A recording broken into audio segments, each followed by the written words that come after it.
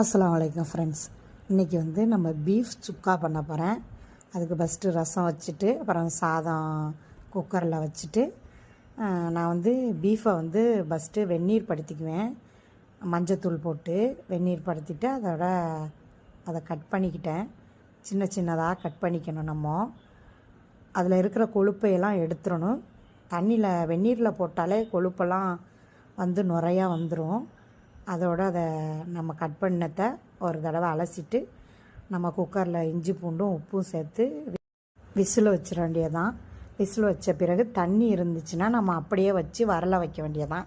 வரல வச்சுட்டு நம்ம மிளகாத்தூள், ஜீராத்தூள், சில்லி சீட்ஸு, அப்புறம் மல்லித்தூள் அதெல்லாம் போட்டு நல்லா கிளறின பிறகு நம்ம எண்ணெயோடு கொஞ்சம் ஒரு ஸ்பூன் நெய் சேர்த்துக்கிட்டால் ரொம்ப டேஸ்ட்டாக இருக்கும். போட்டு நல்லா வரல கிளறினா சுக்கா ரெடி.